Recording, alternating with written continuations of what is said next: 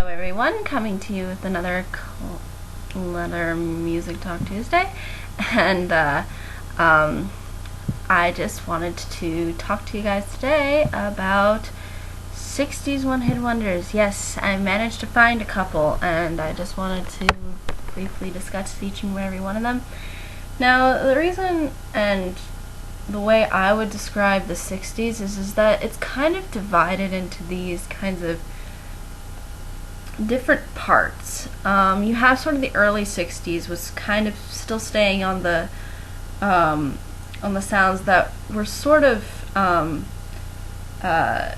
more close to like the 50s, and you'll see this in how people dress. Like you see in the early 60s, usually people were wearing.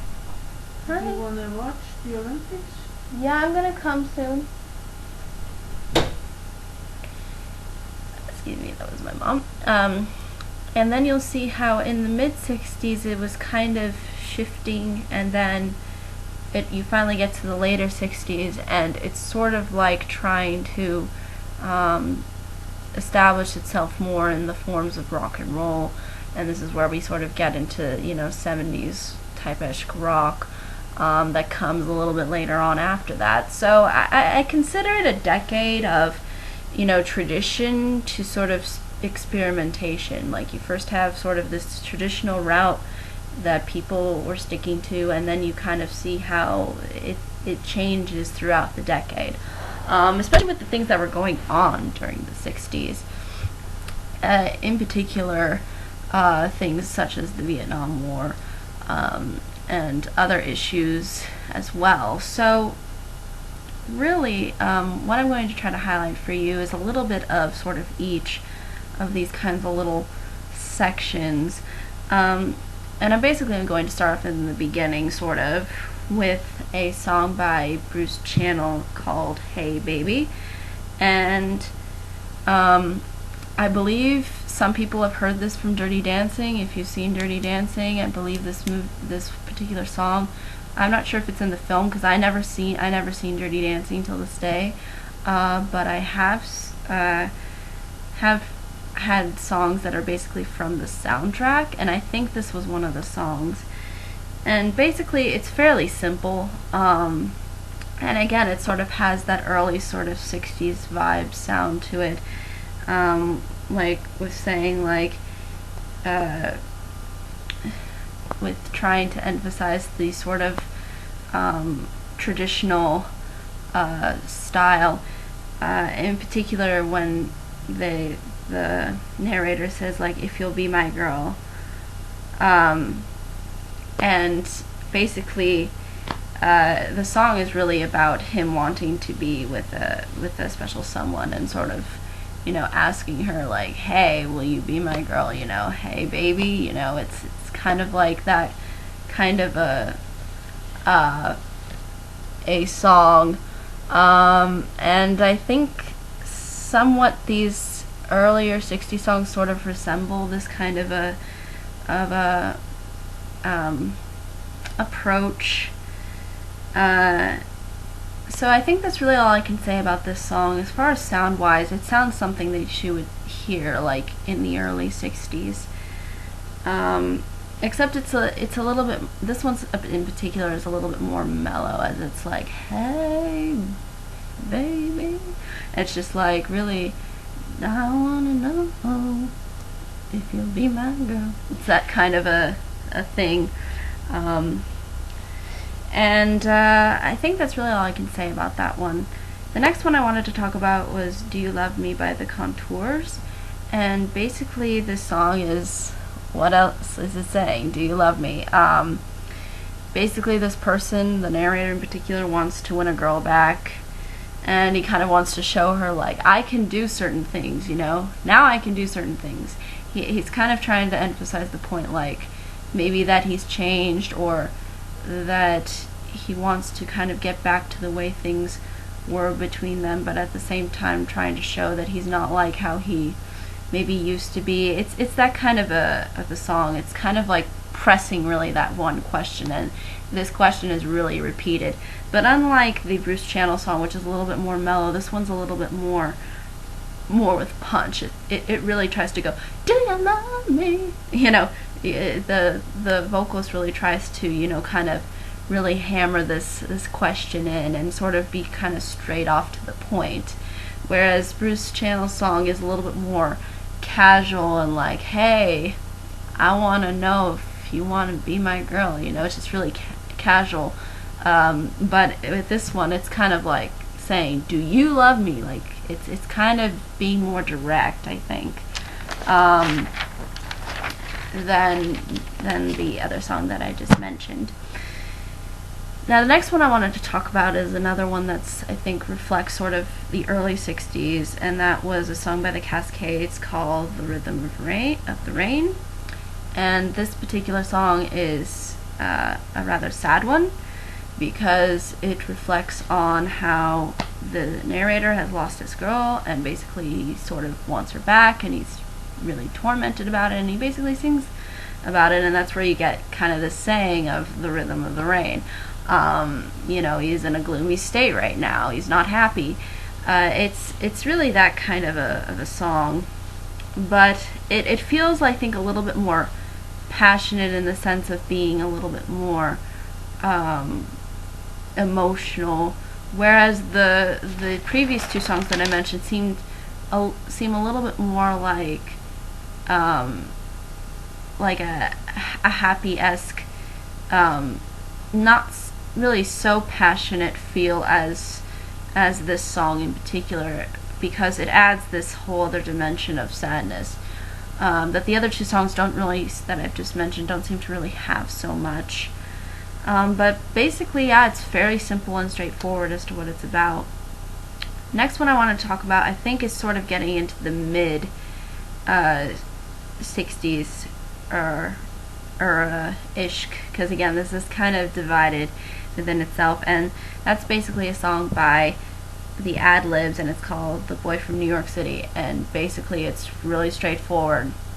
She's talking about the boy from New York City, and he happens to be very sort of attractive. She talks about him like being tall at one point, and he's just really cool, and she just basically lays out things like what makes this person so awesome, and really that's really all that the song is really trying to emphasize. A lot of like early-esque love songs in sort of the early and the mid 1960s, but now I think from what I'm going to talk about next is actually a little bit more getting into the later 60s, and this song is called For What It's Worth by Buffalo Springfield. And basically it's sort of a resistance song, and in particular it's emphasized by the lyrics when it says, "It's time we stop. Hey, what's that sound? Everybody look what's going down." Sort of like telling people to sort of wake up and understand your surroundings, and in doing so sort of establish some kind of resistance. In particular, what I find interesting is that even though it's kind of emphasizing this strong kind of point, it sounds very mellow. It's very like laid back, like, yeah, let's really start a revolution here. It's not so much we are a revolution and rah. It's not really aggressive. It's a little bit more like, hey, just wake up and realize, and just be a part of this. It's really what's going to help. And I think a lot of later 1960s songs, because again, we're getting into the era of Vietnam, and there were a bunch of protests and a lot of things going on, especially in America during this time period, and I think it's understandable that these kind of songs would come out, even if they do happen to be just one-hit wonders. And basically the next song that I wanted to talk about, Pictures of Matchstick Men by Status Quo, is a little bit different, because it's not really dealing so much with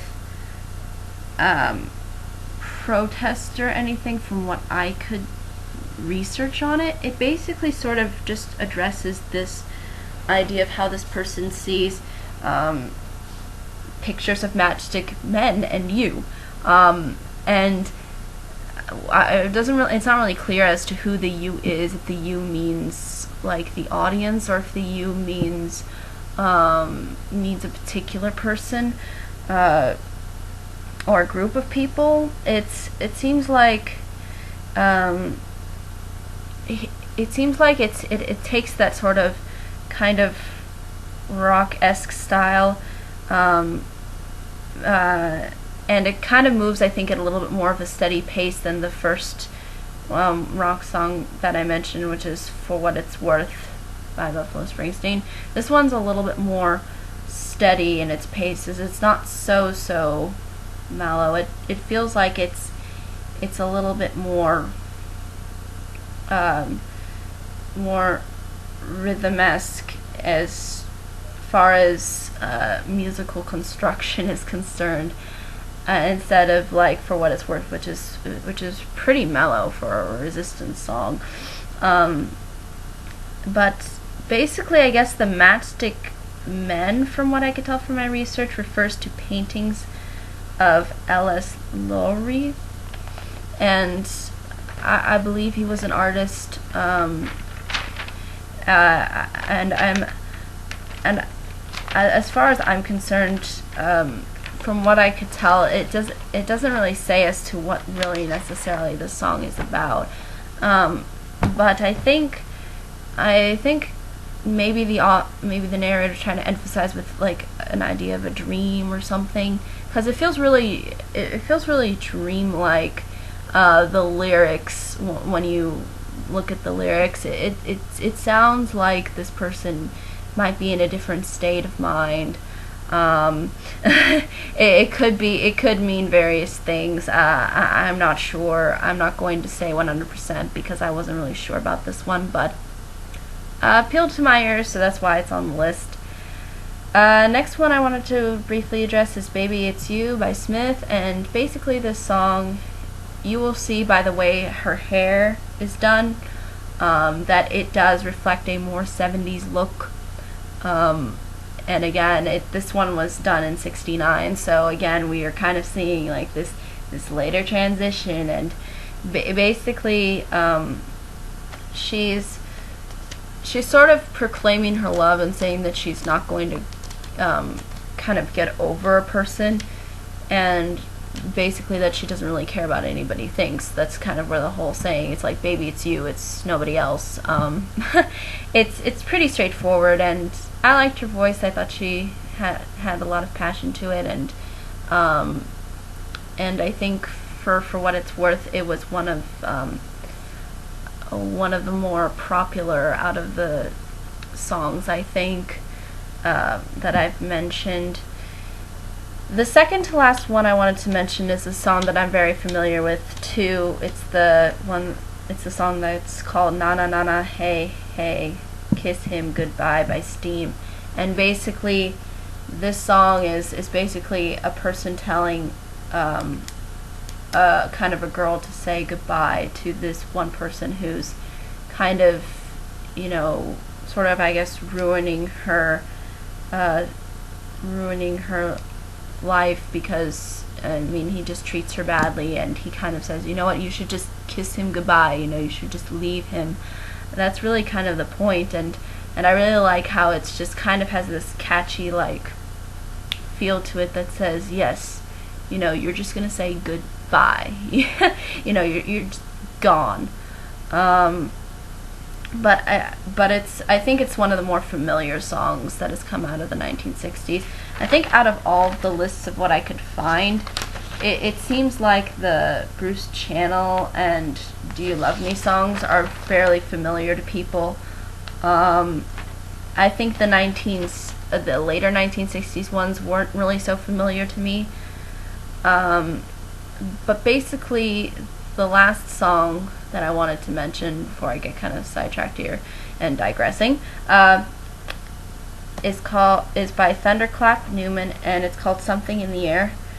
And it's basically that same thing, telling people to come together and start a revolution. And it has just that mellow kind of later 60s rock sound to it. It's not really an overpower or anything. It's rather mellow for what it is, and it's I think from the song, if you really look into the lyrics and all these different things, they are kind of addressing these things that were reflective of the time period, because I think the 60s was a really transitional time period compared to all of the other ones that I've done so far. The other ones that I've done so far, I felt like the decade you could kind of sort of tell what each decade had to offer. And the 60s was just kind of, I think, this different transition. And it just has these interesting kinds of different splits, and as it moves from one area to the next, from suit and ties to, things like bell bottoms, or like these headbands and things. You'll really see this with like the style and what people wore. In particular, if you see like the people's covers of like their albums, you'll see someone in the early 60s again with like their suit and tie, and then later on in the 60s you'll see sort of a more psychedelic feel. I think some of these songs in particular may have a sort of psychedelic feel to them, if you choose to sort of perceive it that way. I think from the ones that I've mentioned that are from the later 60s, I can say that you can probably get that vibe from it. But I think those were the only ones that I could really find that I think sort of resonated with me, and I thought were the more interesting out of the bunch. But I'll be sure to put all the lyrics, or all of the songs down below. And that's really all I think I could say. And I should be getting going now, because I'm going to watch the Olympics, and then I'm going to post it, and I'll be sure to put everything down there. But any questions, comments, concerns, more than happy to answer them. I think this is an easier list to come up with. I am going to be breaking away from this one-hit wonders thing. I think I've done enough from the 90s all the way back to the 60s. I'm going to probably do a 2000, the O's. I'm going to do an O's one-hit wonder list, and I want to do a 50s one. However, that will probably be later on, because I want to start moving on and doing some stuff that's a little bit different before I start going back to it. But I think that's really all I can say. Any questions, comments, concerns, more than happy to answer them. And until next time, bye-bye, everybody.